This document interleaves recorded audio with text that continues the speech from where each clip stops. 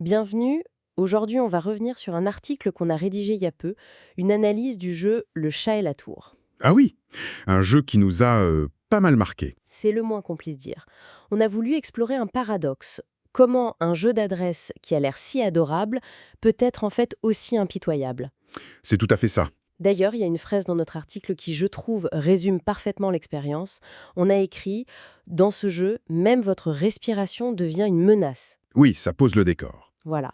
Du coup, on va essayer de décortiquer ensemble pourquoi ce jeu, qui a tout l'air d'un jeu familial, est en réalité une vraie épreuve de patience. Et de persévérance. Le point de départ de notre analyse, c'était l'esthétique. Et c'est vrai que quand on voit la boîte, on comprend tout de suite. Oui, c'est très soigné. On décrit dans l'article ces petits chats en bois, ils sont trop mignons. Le personnage principal, Neko, le petit chat noir, tout ça, ça invite un moment de détente. Et c'est là qu'arrive la dissonance en fait. C'est le point central de notre critique. On a opposé cette douceur à la mécanique même du jeu. Qui est tout sauf douce. Carrément. La mécanique repose sur une instabilité qui est volontaire. Les murs qu'on doit empiler, ils n'ont pas la même hauteur. Ce qui veut dire que la tour penche dès la base. Exactement. On n'est pas dans un jeu de construction classique. C'est un jeu d'équilibre, mais d'équilibre précaire. Ce qui a un impact direct sur les joueurs, et on a insisté là-dessous dans l'article, surtout pour les plus jeunes. Pour les enfants, on l'a écrit, c'est l'échec quasi systématique. C'est ça. La tour s'effondre bien avant d'atteindre une hauteur qui soit un peu satisfaisante, quoi. C'est très frustrant. Ah oui, c'est clair. Et c'est là qu'on a fait la comparaison, un peu audacieuse peut-être, avec le mythe de Sisyphe. Un effort intense pour un échec presque garanti. Voilà. C'est ce qui rend le jeu, à notre avis, inadapté pour un public familial. Mais en même temps, c'est ce qui le rend fascinant pour ceux qui adorent les défis.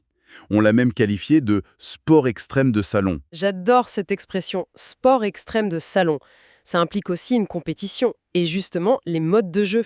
Ah, les modes de jeu. On a testé les deux, le collaboratif et le compétitif. Le mode compétitif peut devenir, on a écrit le mot, vicieux. Oui, parce qu'on peut volontairement déstabiliser la tour pour faire perdre l'autre. Ça change tout. Complètement. Et le matériel n'aide pas, si je me souviens bien de notre verdict. Pas du tout. Les pluies posants sont très élégants, c'est vrai, mais leur finesse, leur légèreté, ça contribue énormément à la difficulté. La moindre erreur est fatale. Et il y a aussi l'anecdote sur la boîte. Ah oui, la boîte, trop petite, introuvable. Le rangement se transforme en un Tetris non désiré. C'est le dernier petit défi après la partie. C'est incroyable. Même ranger le jeu est un challenge.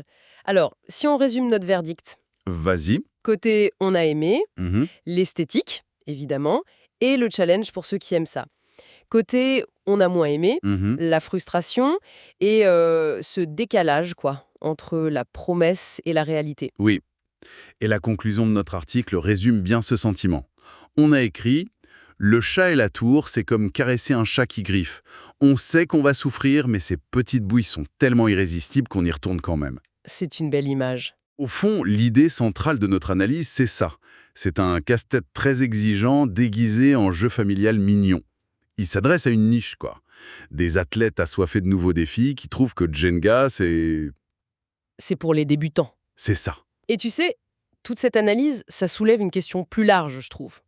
Un jeu, est-ce que ça doit toujours viser le divertissement, la réussite? C'est une bonne question. Ou est-ce que ça peut être une exploration de l'échec, de la persévérance, même s'il n'y a pas de victoire à la fin? C'est une pensée intéressante pour finir en effet.